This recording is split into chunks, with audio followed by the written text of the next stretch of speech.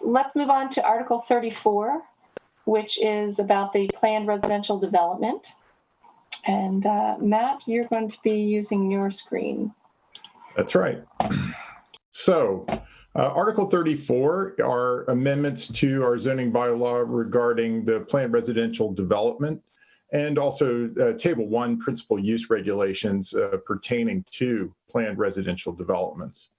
And we have amended this warrant article in order to remove one of the aspects that was triggering a lot of debate. We felt in the forum that we have this fall that we would like to have really more consensus types of proposals.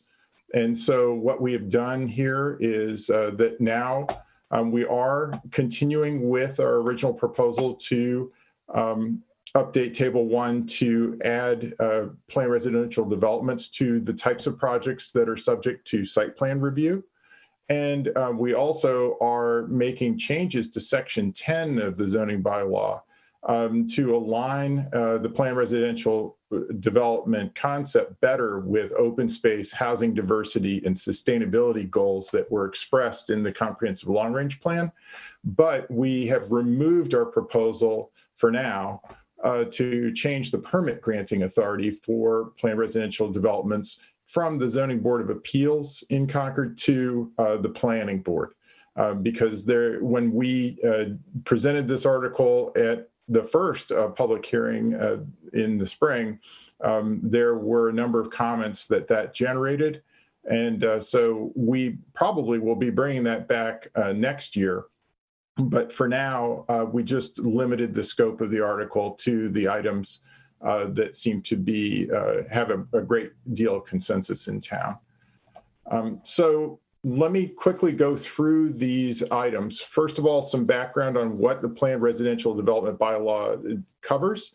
It provides a means by which a developer can get a special permit from the board, meaning the ZBA, and with our recommendation on the planning board for an alternative pattern of residential development. And by alternative, we typically mean an alternate to a subdivision, a traditional subdivision.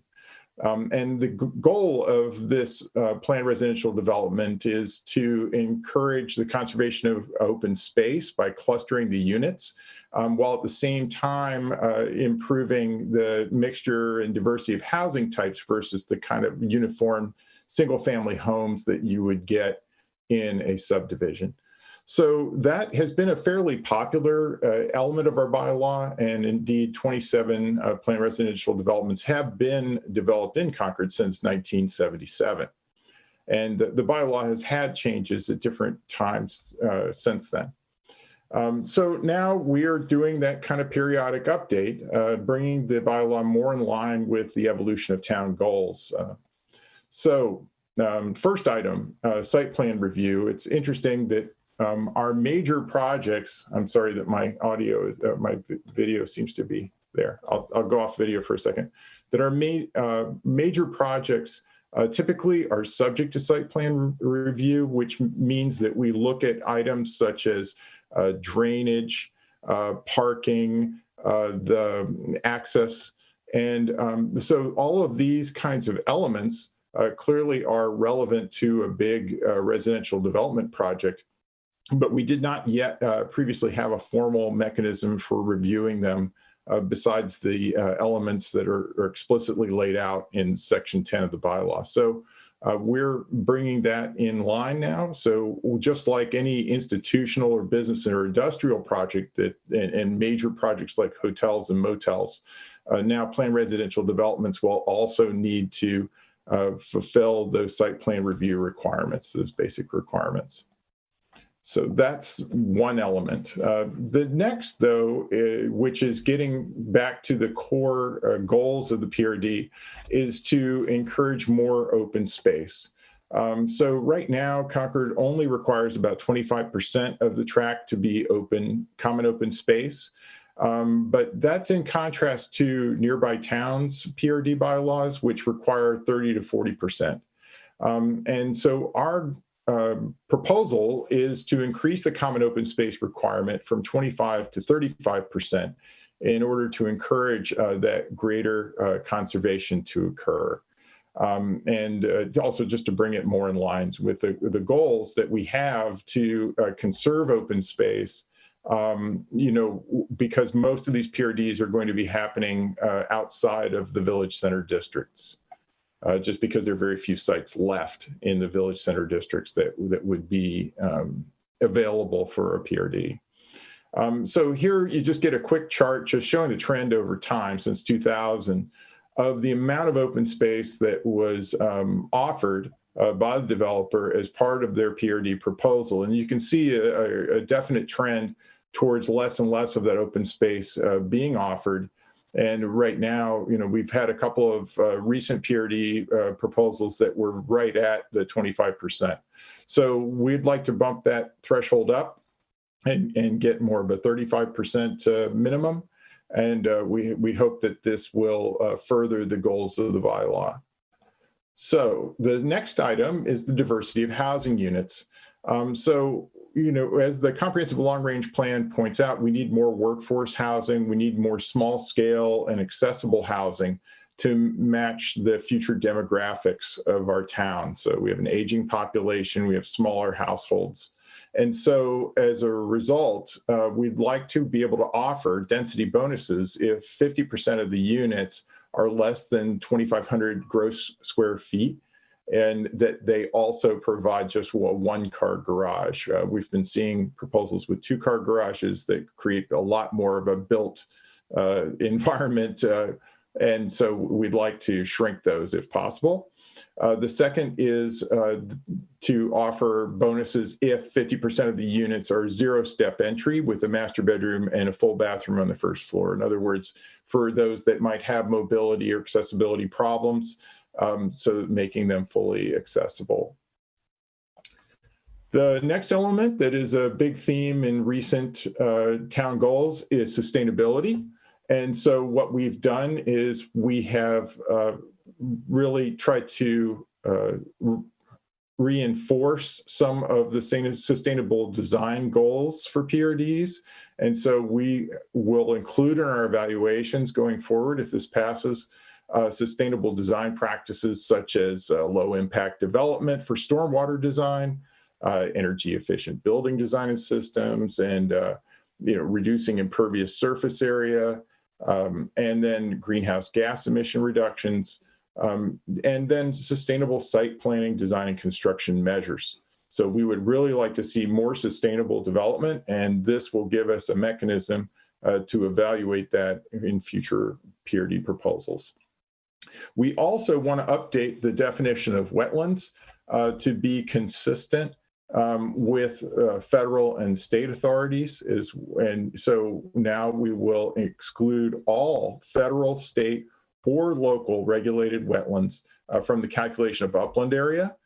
So again, we won't have as many exceptions to this wetlands goal. And so more of the sites would be considered wetland in general. And then the other is that, of course, the references are being updated to reflect that now the Clean Water Act is the prevailing legislation. Then tree bylaw compliance. So we have a tree preservation bylaw. It applies to all the residential properties within there are residential zoning districts, the single family zoning districts. And we intended for PRDs to also be subject to this, but because section 10 of the bylaw did not really spell that out, it was ambiguous. And so now we would like to make that explicit. And so then developers would need to include a tree protection and mitigation plan as part of their application. And then another housekeeping affair is aligning the height requirements. Once again, in the residential districts, we have a process for regulating height that includes special permits for relief from maximum height. And again, that was not referenced within section 10 directly. And so today it's just a fixed 35 feet, and that creates some complications on certain types of sites. So we would like to align the height regulations for all residential properties. So this, very much like the last bylaw article 32, is really motivated by aligning with our Envision Concord comprehensive long-range plan, and both with land use and zoning goal 2 to create higher density, mixed use, and walkable and economically diverse neighborhoods, while at the same time preserving and restoring the rural and pastoral qualities of outlying neighborhoods and resilience of natural systems. And then goal 3, which is to encourage the production of small-scale, affordable, and workforce housing. Again, that's sustainable, resilient, and consistent with town character. So you can see where we came up with a number of these provisions, and that overall, the work that we're doing here to the PRD bylaw should make this more drive us towards our town goals more effectively.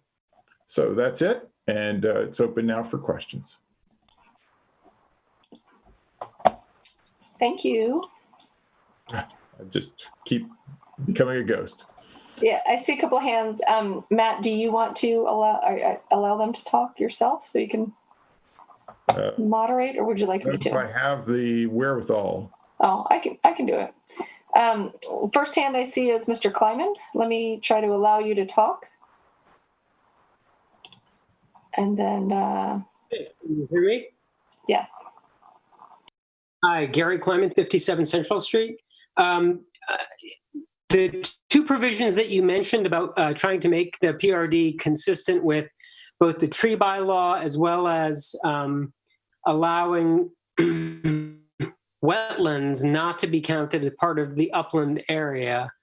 I'm just trying to figure out how, in terms of the tree bylaw, there's setback requirements that apply to residential properties, but I'm trying to figure out how setback requirements would be applied in a PRD. Can you just say a word about that? And then the upland area, my question is, the 35% is part of the calculation, 35% of only upland area. Is that what you're saying when you exclude wetlands? So, I mean, we have a number of calculations around the amount of area that, has to be open space. And that applies to the entire, lot. But then there's also the percentage that is buildable, and that it has to have the wetlands excluded. So there are a number of different ratios that we have, and that the size of the property that is the basis for those calculations is, has the wetlands removed from it. So the open space requirement, though, is across the entire the entire parcel, not just those that are not wetlands. As far as the tree preservation bylaw, I think one of the reasons that the PRD bylaw didn't originally point this out is that in a PRD, you typically have a large tract. And indeed, the tree preservation bylaw only refers to the trees that are within the setback area.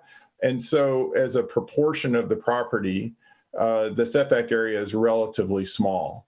And so there is a great deal of the property that would not be subject to this tree preservation bylaw. However, I should just say that, the developers do submit a plan to us with that common open space element.